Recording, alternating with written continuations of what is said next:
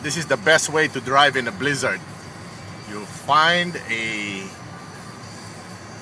plow truck. That's the guy right in front of me, and he's pushing all the snow away, dropping salt. Yeah, that's where you want to be, because without that guy, this drive is very scary.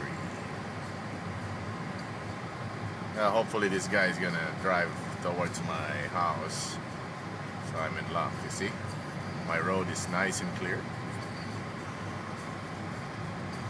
So even in the blizzard, timing is everything.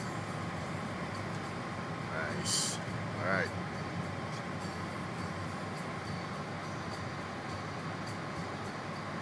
It's all right. I'm a half mile from my house now. I'm good.